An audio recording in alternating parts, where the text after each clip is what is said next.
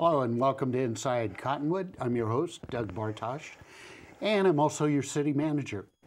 And we're joined today by Bruce Morrow, who's our manager of transit services for the City of Cottonwood, which also includes not only Cottonwood area transit, but also links, the connection between Cottonwood and Sedona.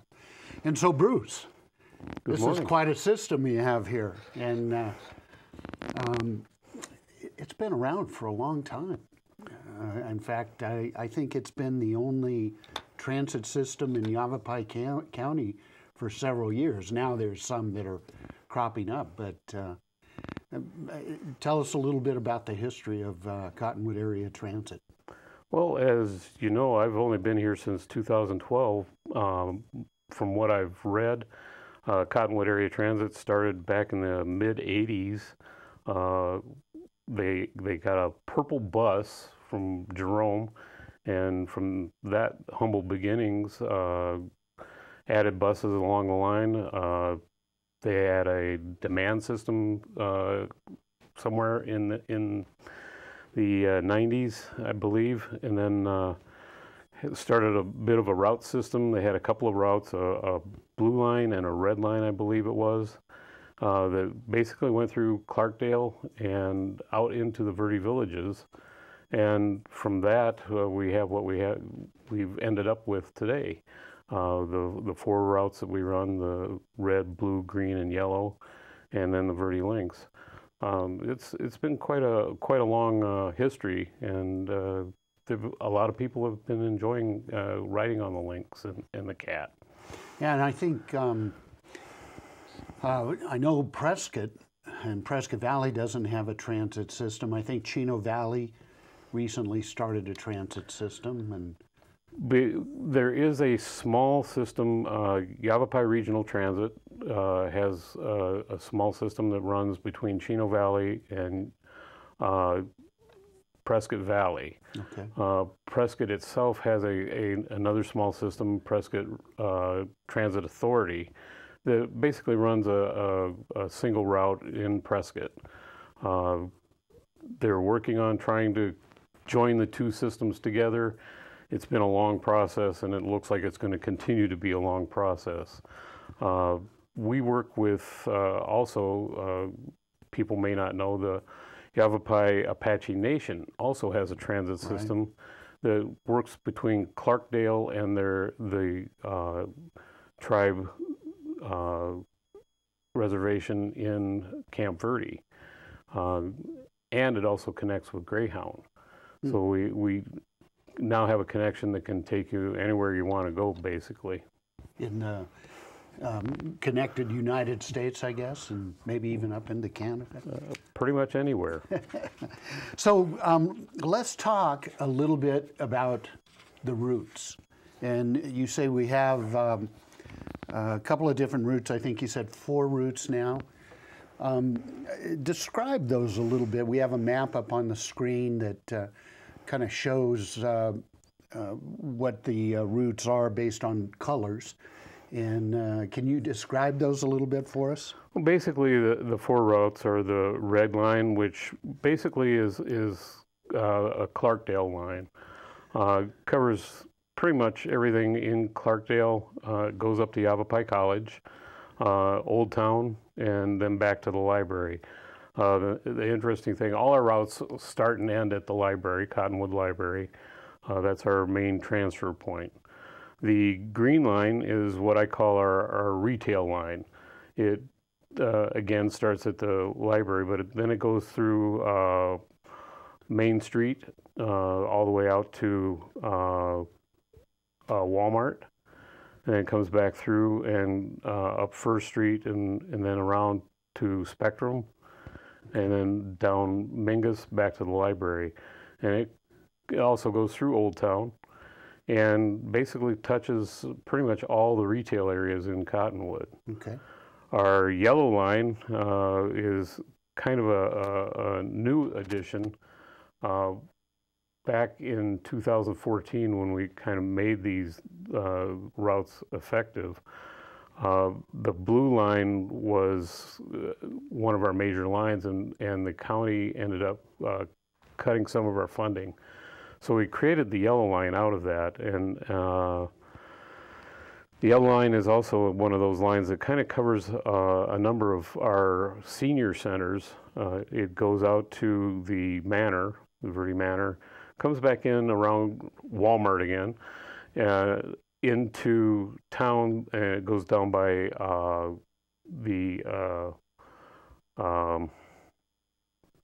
Christian Care, comes back once again down 6th Street by Spectrum, goes down Mingus by Highland Square, the new senior care center there, and again back to the library. The running theme is the library, of course. Right. Most of our routes, the green and the red, the blue in the morning, 2 runs in the morning and the 2 in the afternoon, go out to Verde Villages, all the way out to Western and Del Rio, Okay. and come back in to town. The blue route stays on that end of town and covers that end of town 4 times a day. So we basically kind of cover pretty much all the areas of Cottonwood with our 4 routes. And then, how do you develop these routes? I mean, I probably a lot of people think that, you know, you just sit down and kind of draw them out, but it's really kind of an elaborate process to come up with these. In a lot of cases, it's based on where the bulk of the people are. Fortunately for me, a lot of these routes were already in existence. But what I try to do is figure out where people want to go. In our case, a lot of people want to go to medical centers. Right. And a lot of the clinics, fortunately for us, are along Willard and around Verde Valley Medical Center. So it makes it easy for me to route things that way. Also, fortunately for us, a lot of our main retail outlets are along Main Street. Right. So again, it makes it easy for us to route our buses along Main Street. Again, our major senior care centers and our senior living centers are conveniently located so that I can route things to where they are located, so that we can make sure that they can get on the bus when they need to go someplace. And obviously, this really adds to not only the economic well-being of the community, but also the quality of life. I mean, because obviously not everybody wants a car or can afford a car, and so this is a great alternative. One of the things that we found, we did a study in 2016 that found out that about 41% of the people that ride our buses don't have cars, which I found pretty amazing. Yeah, that is a high number. So one of the benefits of living in our area is the fact that we do have a bus system that can get people where they need to go. You know, one of the other things that we look at when we do develop our routes is where are the other places that people want to go. They want to go to the library. They want to go to the rec center.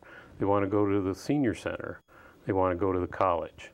So we always make sure that when we're planning our routes, that we have stops that are conveniently located to those places that people really want to end up at. You know, let's go ahead and take our first break, and then we're going to come back and talk about kind of what the use of the routes are. And you mentioned something about a demand service as well. So we'll talk about what the demand service is. Come back and join us on Inside Cottonwood and learn a little bit more about our transit system.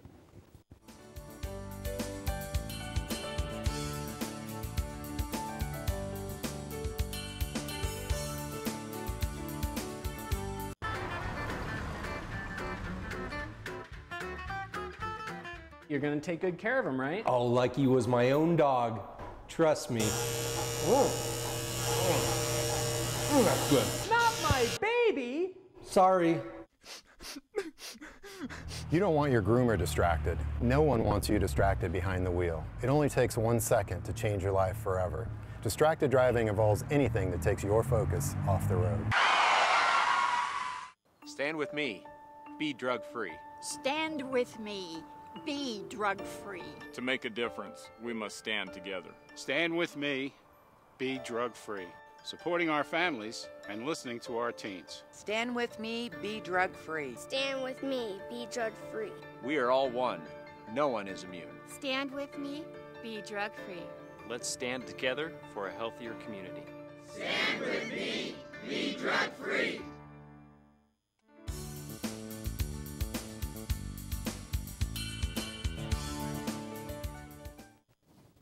Welcome back to Inside Cottonwood. I'm your host, Doug Bartosh, and we're here with Bruce Morrow from CAT, Cottonwood Area Transit, and Lynx. And talking about Lynx, we covered kind of all the Cottonwood routes. Talk about Lynx. Well, Lynx is our connector that connects Cottonwood to Sedona.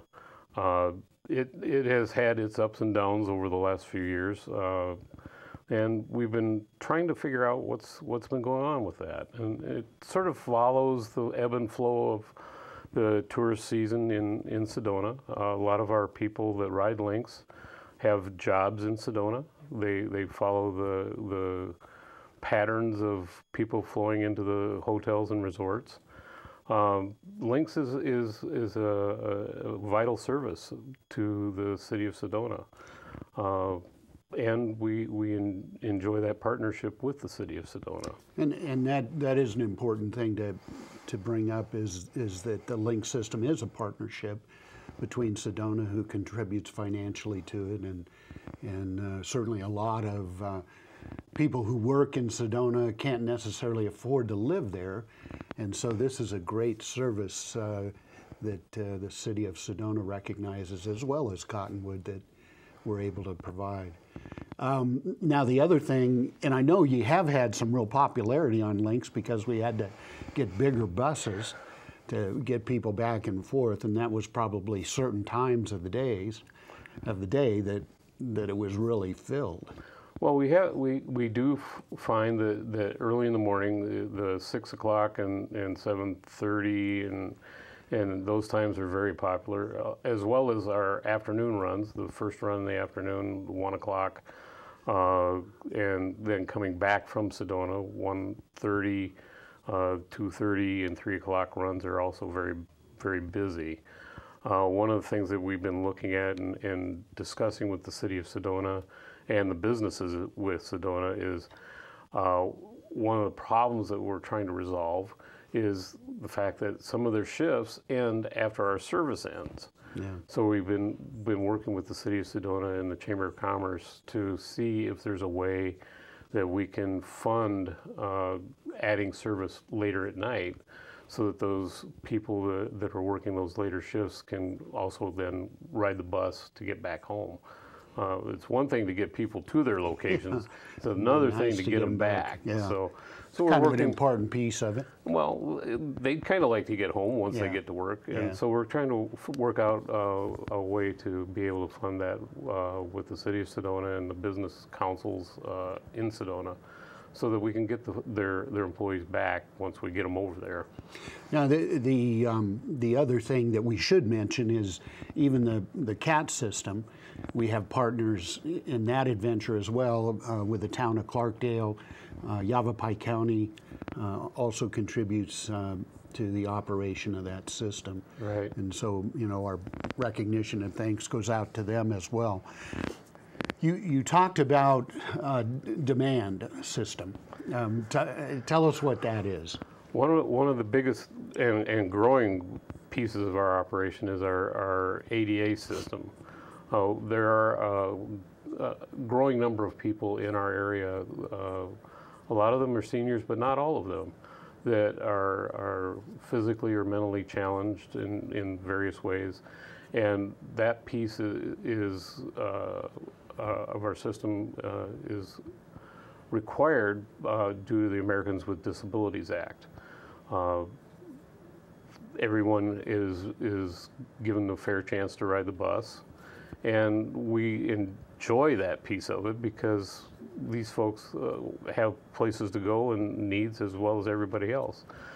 So what we do is they are calling in for rides. It's a demand system in that nature. They call in and reserve a ride with us, and then we go and pick them up. Most of them are in wheelchairs or use walkers or canes, but they are, again, they're handicapped in some way so that they can qualify for the ADA service. It require an application. We do interview these folks and do an assessment so that it's not like a normal demand service where it's open to anybody. There is a qualification process that you have to go through to get on the service. But once on, the rides are pretty much as you need them. Yeah. So it's you've got to qualify for the on-demand or what we call paratransit service. But again, and like you say, these are people that are generally disabled. They probably can't drive anymore. And I could see where it would be a growing industry with, you know, that baby boomer crowd moving up into that age.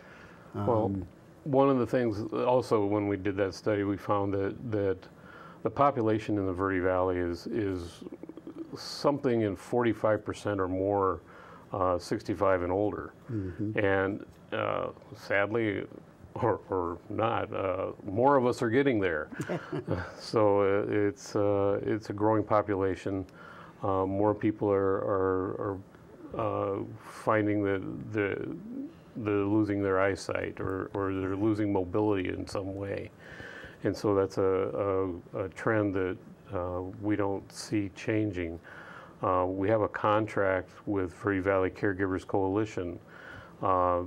They can't keep up with their demand, and they're finding more of their clients are becoming disabled as well. And they don't have any vehicles. All their drivers are volunteers, and they use their own vehicles. So they've contracted with us to pick up their clients that need wheelchair assist and wheelchair equipped vehicles. That's becoming a bigger part of our business as well. And they do it on contract, and they pay us for each of their trips. You know, and I've also, I know on occasion we use the buses to go out and pick these people up, but during the last couple of years we've bought these little cars, what are they called, MV1s? MV1s. And you've probably seen them out on the street. To me, they look like a little mouse. You should put ears on top of them, but in essence, they're really built for this purpose. They're a specialty vehicle that was designed from the ground up, basically, to be a paratransit vehicle. They have ramps, much like our buses, and they can get into a lot of places our buses can't, which makes them perfect for the type of work that we use them for.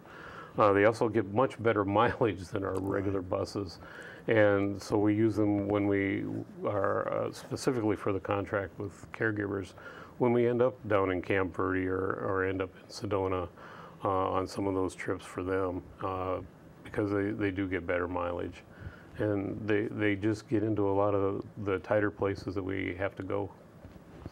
Yeah, they're pretty neat little cars. But we're going to take another break, but come back and join us. We're going to talk a little bit what the usage is and talk a little bit about the transit budget. So come back and join us on Inside Cottonwood.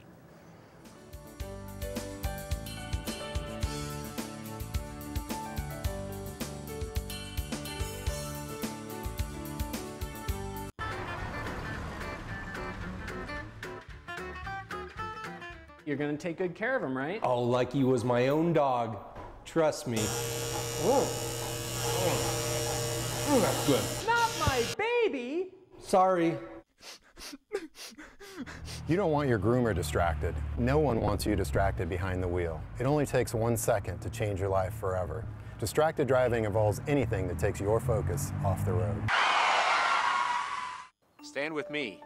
Be drug-free. Stand with me. be drug-free. To make a difference, we must stand together. Stand with me, be drug-free. Supporting our families and listening to our teens. Stand with me, be drug-free. Stand with me, be drug-free. We are all one. No one is immune. Stand with me, be drug-free. Let's stand together for a healthier community. Stand with me, be drug-free.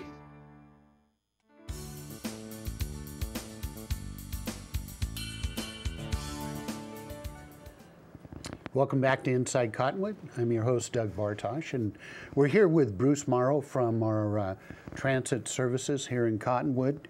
And we were talking about the different routes and services, and we've got some, I think, some interesting facts here that we'll go ahead and put up on the screen. And Bruce, if you can kind of quickly go through these and just explain to the audience what this is. What this really tells us. Well, basically, I find it interesting that for an area, our size and a city our size, we do transport a lot of people. Overall, for the year ended June 30th in 2017, we transported 153,793 riders through all our services. Lynx transported 55,211 riders. CAT, our local service here in Cottonwood, transported 80,366 riders. And the Paratransit ADA service transported 18,216 riders.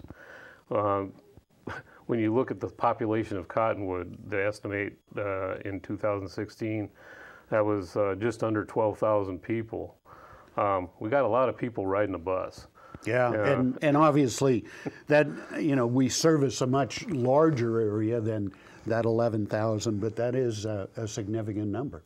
And we appreciate that because really that's what makes ADOT happy.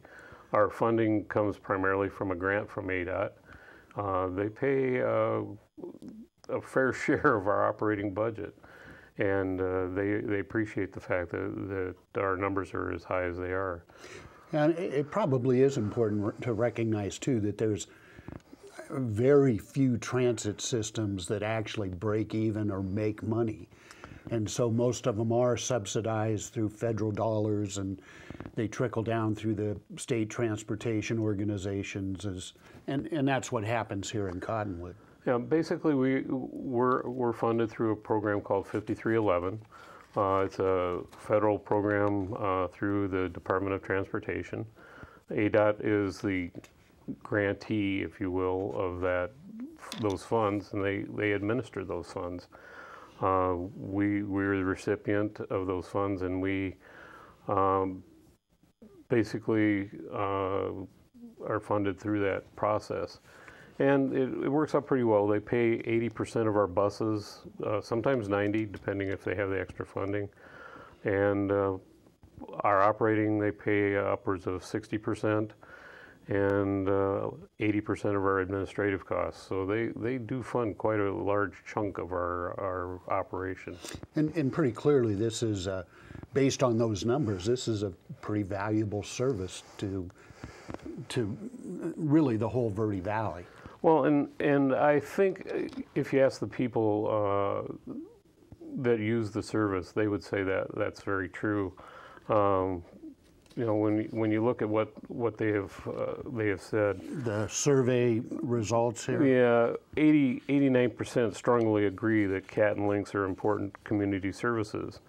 And because of the way we restructured the routes, 81% are within walking distance of a bus stop. That kind of tells you that we're really doing a pretty good service here in Cottonwood, and that people really enjoy the fact that they have buses. 72% agree that the buses are safe and dependable. We've worked long and hard to make sure that the buses are dependable. And the fact that they are safe, I think, says a lot to the way we maintain them, and the fact that Cottonwood really is a safe community. And I guess that's, what you're competing against is if somebody does have a car, kind of that freedom and reliability that people feel with having their own car. That's the kind of feeling you've got to sustain in the transit system as well. So it's reliable, it's going to be there, like we were talking about earlier. If it gets me there, I got to depend on it that it's going to get me home too. Well, and one of the biggest things is we're never going to be as convenient as your own car. That's just not going to happen. But if your car breaks down, you definitely have a way to get where you need to go, and that's what we're there for. Is in that instance if your car actually breaks down, you still can get where you need to go because we'll be there. Right. So you also have kind of a list of key successes and partners here in the Verde Valley. Explain that to us a little bit. Well, we've worked pretty hard in trying to form partnerships with key organizations here in Cottonwood and other places in trying to develop these partnerships to help people in the community. Our favorite organizations, of course, are the folks that are out there helping other people. Steps to Recovery Homes, Spectrum, DES is one of our biggest partners in that. We have programs for discounted passes for the folks that use DES, and Goodwill, Verde Valley Sanctuary, and the Yark especially. The folks that we take to the Yark and back are some of our favorite passengers because they really enjoy the ride, and they enjoy being able to get to and from the Yark. And Catholic Charities, they've been one of our long-term partners from day one, and these are all folks that we have helped along the way, and they've helped us along the way. And I know we've also done some special pricing for veterans. The special pricing for seniors, veterans, and students I felt was an important thing for us to do. We oftentimes forget that there are people that have put in the time and put in the effort and have donated a lot and sacrificed a lot for our country. And we felt that they deserved a little special bonus along the way, if you will, and deserve that recognition of the sacrifices they've made. And we just felt it was a good thing to do for our veterans and for our seniors. They've put in a lot of time too, and really deserve that extra discounted price because, well, let's face it, a lot of our seniors are on fixed income, and while it's not a huge discount, every little bit helps when you're pitching pennies. So. It just helps. And we're coming to the end of the show, and I don't want to get away without talking about the future. I know there's a lot of desire and plans. What are those? What are the possibilities that those are going to come to fruition? Well, we always have plans. We always look to the future. We look at all the new development going on in Cottonwood and planned development.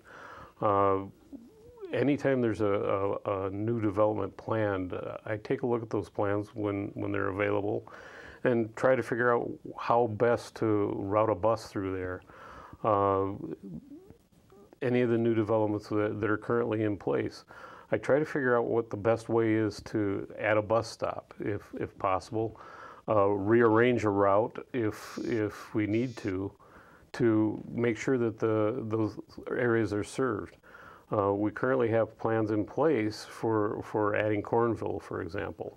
The route is there. It's just a matter of finding out how to fund it. Yeah. The same with the village of Oak Creek. The route is planned.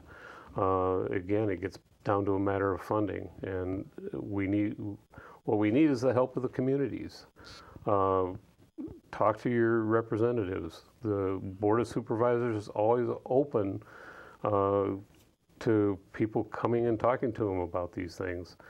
We need your help to get that across to them, that these are needed services in your community, and the best thing you can do is talk to them. And certainly, I guess the vision would be is that eventually we'll have transit systems that reach every part of the Verde Valley and potentially go to outside the Verde Valley too. That is the overall goal. We work with SIMPO, we work with, that's the planning organization over in Prescott Valley. We work with NACOG to try in their overall transportation plan.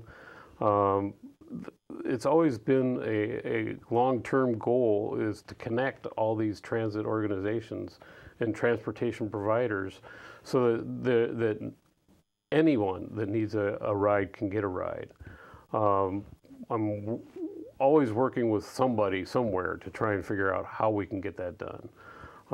There's a new organization I found out at the regional, at the Rural Transportation Summit that we just had in Prescott. A new organization is out there that's providing these gap services. It's a relatively new company, but I'm talking with them now to see how we can get them in the Verde Valley so that, you know, our after-hours services, or we actually have people on dialysis that start before our services start. Well, how can we get them there? Well, this might be a way to do it, so I'm talking with them. You know, there are a lot of things going on in the world of transportation that just because we're rural doesn't mean we can't try and take advantage of it. So we're trying.